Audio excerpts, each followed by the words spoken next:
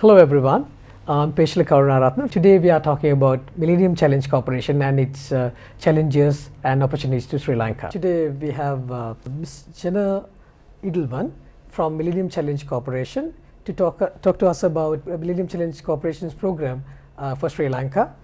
She is an alumni of Harvard and Princeton and 13 years with the Millennium Challenge Corporation and experience across 4 countries.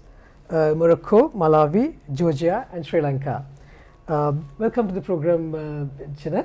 Let us talk about what is this Millennium Challenge Corporation is. Is it an NGO? Is it a government agency? Why is it in Sri Lanka? Sure. First, thank you so much for this opportunity to talk about MCC and our program here.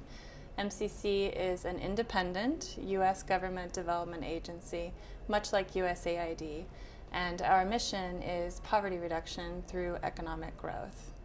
We are very selective about which countries we partner with. We look at how countries perform against 20 different transparent third-party indicators, and we only partner with those countries that are committed to good governance, economic freedom, and countries that invest in their citizenry.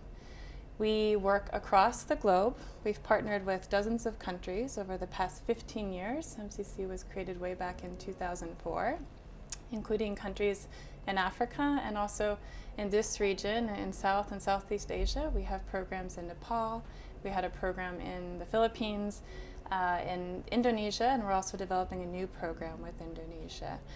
Over our 15-year history, we have signed 37 compacts now with 29 partner countries, totaling over $13 billion in grant funding. Okay, so why Sri Lanka? Sure. It's a good question. Okay. Sri Lanka is South Asia's oldest democracy, and therefore it's a key partner for the U.S. here in this region. We have been supporting Sri Lanka now for decades, going all the way back to independence. In fact, over the years we have provided the Sri Lankan people more than $1 billion in grant assistance. We often get the question, what's in it for the U.S., which I can fully understand. The U.S. is Sri Lanka's biggest exporter, right? We import more goods than any other country from Sri Lanka. It is in our interest to make sure that our supply chains for things like apparel, rubber, other key products that we import are protected. Same thing with logistics. Logistics are very important. And we hope, ideally, to import new high-value products from Sri Lanka soon. In addition to that, we see a lot of opportunities for U.S. private sector investment here in Sri Lanka, and that would contribute to FDI. We have a huge trade deficit right now with Sri Lanka, and if you look at key constraints to Sri Lanka's development going forward, those are 2 of them, and they're very important to the future development of this country, and I'm referring both to export diversification and to increasing FDI, foreign direct investment. Okay, so how would MCC help those objectives? Sure. Our grant program is $480 million, and it covers projects in 2 different key sectors. One is transport. We have a $350 million investment in transport, and the other is land, which is a $67 million investment. In transport specifically, we, through our grant funding, intend to reduce congestion in the Colombo metropolitan area and decrease travel time. Everyone knows how terrible the traffic is here in and out of Colombo, and we're looking at introducing a number of improvements on the busiest corridors in and out of the city on over 200 kilometers of roads through introducing an automated traffic management system. In addition to that, we will be improving the bus sector here to make it safer, more reliable, and more comfortable. And we intend to do that through introducing new buses, growing the bus fleet here and modernizing the bus fleet, introducing dedicated bus lanes as well, and an automated smart fare card system. Our program doesn't just focus here in the Colombo area in Western Province. We're also upgrading over 130 kilometers of rural roads, interprovincial roads in the central region to help better get both people and goods, agricultural products, to ports and markets. The land investment, $67 million, is entirely focused on supporting existing government programs, and the objective of that particular project is to increase the availability of information on land and land tenure security. Okay, so would this be a loan or that the Sri Lankan people will have to pay back, or is this a grant? Absolutely not. All MCC funding globally is grant funding. It's 100% grant funding. So no, Sri Lanka would not have to pay back a single penny. Okay, well, are there any conditions that the Sri Lankan government have to fulfill to obtain this grant? Sure, good question. Unlike a lot of other grant funding, none of our funding is tied. And by that I mean all of our procurements, everything that we'll be buying, goods, work, services under our program, does not have to go to American firms. We use open, competitive guidelines, and that will provide a lot of good opportunities for Sri Lankan and international private sector to compete and I hope win several major multi-million-dollar contracts under our program. All of our procurements are advertised openly. They will be on our website. They will be on the website of the Sri Lankan team we will be putting in place to implement this program. And they will also be available on widely used platforms like UNDB Online and DG Markets. Okay, so if I have to summarize, it's a grant which comes with no conditions attached. Whereas even Sri Lankan firms can participate in it? Absolutely, and we would encourage all qualified firms to apply. There will be a lot of opportunities. Okay, so in a challenging global economic environment where America has its own challenges to face economically, why would America give us such a grant at this time actually? Sure. Well, as I said before, Sri Lanka is a key partner for us. It's long been a democracy. We share a lot of the same fundamental principles. And for us, a strong, stable, sovereign Sri Lanka is a much better economic partner. So we do want to find opportunities for more U.S. businesses to come here in Sri Lanka, and invest. And by the same token, as I mentioned, we would like to make sure that the imports we get from Sri Lanka, our supply chains remain intact. Okay, right. So at the same time, there is a discussion about a SOFA and EXA agreement. Is there any correlation between the MCC grant and SOFA and EXA agreement? Absolutely not. They're completely separate and totally unrelated. MCC is an economic development program. We are an independent U.S. government development agency, and we have nothing at all to do with these military renewal agreements. So, in other words, what you're saying is this is not an incentive to entice the key stakeholders to get their buying into the EXA or SOFA agreements? Absolutely not. We are a completely independent agency, and we do not have a political agenda. Okay. Now I think the grant is approved. And could you also take us through the chronology of events happened so far with the MCC? Sure. This is actually a really good question. Thank you for asking it. I know there's been a lot of attention in the media to the projects and how they came about and how they were developed. So Sri Lanka was first named eligible for MCC assistance back in 2015, late 2015. The government of Sri Lanka came to us and identified weak transport and weak land administration as two key constraints to its economic development. This is in 2000.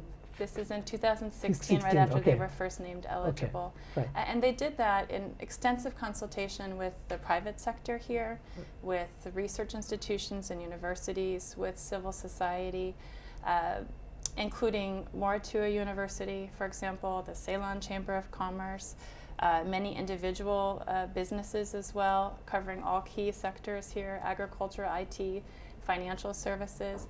They talked to civil society institutions like Verite Research, and all of the line ministries and departments we're working with. So UDA, the Urban Development Authority, the Road Development Administration, the Ministry of Lands, the Surveyor General's Office. So it was absolutely a very consultative process that took place over a few years. So just to go back to the timeline, that was 2016 that the government came to us with its initial proposal. In 2017, they submitted a concept note with specific projects, and by the end of 2017, they submitted a very detailed proposal. In 2018, more than a year ago now, last summer, our investment committee and our CEO, the head of MCC, approved Sri Lanka's proposal. Okay. And in October, we had a delegation come to Washington for 2 weeks to negotiate the grant and make sure both parties were comfortable with all the different activities and all the terms of that grant agreement. That delegation included members of government, It was chaired by the Secretary to the Treasury and included secretaries and additional secretaries from all the key ministries we're working with, including Finance, Ministry of Lands, Ministry of Megapolis, and Ministry of Transport. In April, our board approved the compact, and for the past few months we've been waiting very eagerly for cabinet approval so that we can get this program over the finish line and begin implementing this grant for the Sri Lankan people. Okay, so the whole process started during the current government of Sri Lanka, or was there attempts before as well? There were attempts before. So Sri Lanka was one of MCC's first eligible partner countries going back to 2004, many years ago now. And we, for a couple of years, were developing a program together with the Sri Lankan government. Unfortunately, when the civil war resumed, we had to suspend that program. We're very happy that Sri Lanka has again been named eligible. That happened back in 2015. For one pot of MCC assistance, and in 2016 the country became eligible for a compact, which is just a fancy word for grant agreement because of its good performance. Okay, particularly in what areas Sri Lanka has performed well to be eligible for this grant? Sure. So we look at indicators from the World Bank Institute, from Freedom House, from UNESCO, and we look at, for example, trade policies, education, that's an area where Sri Lanka has performed quite well, natural resource management, fiscal policy. There are 20 different indicators, and it's basically a competition between countries in the same income category. So Sri Lanka outperformed its peers in the same income category and thereby became eligible for MCC assistance. Okay, so is there a timeline that we have to stick to complete the grant process, or how yes, does it work? Well, we've been working, Sri Lanka has been working to develop, finalize, and sign this program now for a few years, as I mentioned, going back to 2015. In July, Sri Lanka became an upper middle income country. MCC generally only partners with low income and lower middle income countries. However, because the program was approved by our management last summer, negotiated last October, and approved by our board in April, we very much want to honor that commitment and include Sri Lanka amongst our partners. So once we get cabinet approval and get this grant agreement signed, then Sri Lanka will still be able to access the full $480 million in grant funding. If the approval doesn't come on time, there's a risk of losing the grant? There's certainly a risk, just given Sri Lanka's status now economically. That's kind of the downside of becoming wealthier. It's good for Sri Lanka that you're moving up, but what it means is that Sri Lanka will become, will not be as eligible for as much development assistance, and certainly not for grant funding.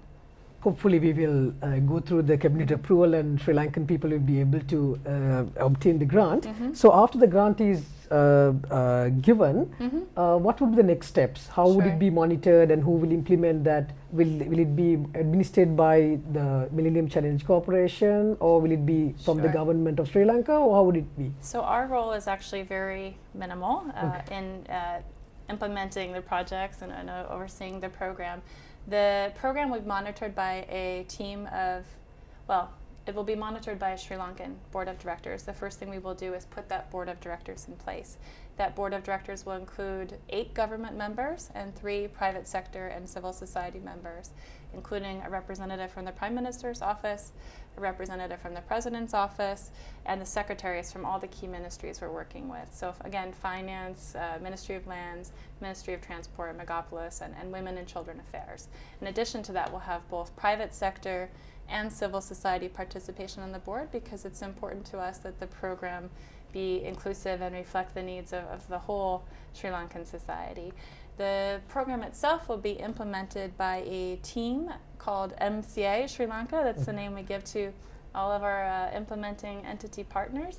That team will be comprised of 65 Sri Lankan professionals, headed by a CEO, and it will be that team that's responsible for the day-to-day implementation of the program.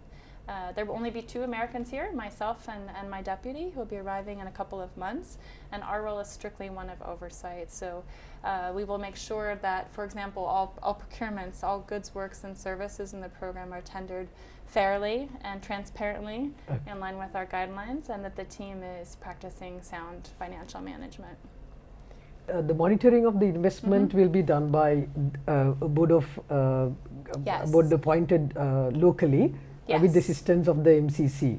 So yeah, we're not actually involved at all in appointing the board. We have the positions. There will be elections of some sort for the private sector and civil society members, and the other positions will all be from government. Okay. One thing that's really unique about MCC and our model is our focus on country ownership. So this program was very much developed by a team of Sri Lankan people. It will be implemented by a team of Sri Lankans, and it will be overseen or monitored by a Sri Lankan board of directors. So this 480 million grant, would it be like a one-off grant, or will there be a next step to this after that, after the program is implemented? Well, the window is quickly narrowing, as Okay. we discussed, for Sri Lanka to approve this program and sign this grant agreement because of its status now as an upper middle income country. Once it's signed, though, Sri Lanka will have access to the full $480 million, and the funds will be dispersed as activities in the program are completed. For example, once we finish some of the road upgrades in the central region, then contractors will be paid for that work. Okay. Could you also give us a few examples, since you have worked in 3 more other countries, Sure. that this program has met its objectives, Sure. going into a country, implementing a program, and you have seen the results? Sure, I can give a couple examples from my own personal experience. I'm coming here from the country of Georgia, Okay. where we finished a $140 million infrastructure and workforce development program just a few weeks ago, actually, in July. So I moved here directly from Georgia. And there, using MCC grant funding, the Georgian team rehabilitated nearly 100 schools, K through 12 schools across the entire country. And they also brought a U.S. university, San Diego State University, to Georgia to offer its degrees in science and engineering there to grow the local economy.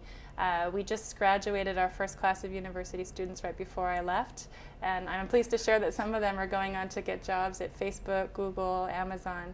So it was a very impactful program that's changing the lives not only of our graduates, but of their families for generations to come. Before that, I was in Malawi for several years as the deputy director for a $350 million energy sector compact or grant. And there we rehabilitated a hydropower plant, and we built several hundred kilometers of high voltage transmission lines and distribution lines. We built a couple dozen substations, all with the goal of increasing access to electricity for the Malawian people. In Malawi, only 8% of the population has access to electricity. Okay. So both in Georgia and in Malawi, just as we're trying to do in Sri Lanka, we're targeting key constraints to economic growth. That's why we're focusing on transport, and that's why we're focusing on land here. So are there any specific KPIs, like reducing traffic from this much to this much, or Yes. like, is there? So all of the actual targets are being worked out, but we do have a list of indicators that we would like to propose to the Sri Lankan team responsible for this program, including, most importantly, reducing travel time. That was a great example in Colombo. That's absolutely the goal of that particular project, to make it easier for people to get to work, for people to get home to their families. Okay, so increasing connectivity Absolutely. and thereby driving efficiency to the economy. Absolutely. Okay. And with the land project, what we're aiming to do, again, is just increase the availability of information about land and land tenure security.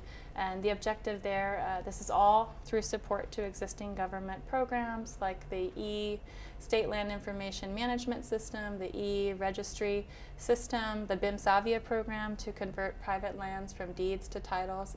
We want to stimulate land market activity. That's our objective, because that's something that will help both businesses here in Sri Lanka and families. Okay, right.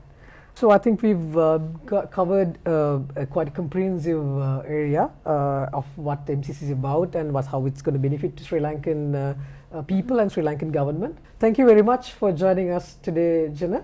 So thank you very much for your time. Is there anything else that you would like to mention? I would just add that I'm new here, Okay. but I'm very happy to be here, and I will be looking for any and every opportunity to talk about our program and how this grant supports the Sri Lankan people. So for your viewers out there, I would encourage you to please reach out to me directly if you have any questions, and be happy to speak to you. Sure. We will get the inquiries will come to us. We will perhaps will direct it to you. Great, thank you very much. Okay, thank you very much.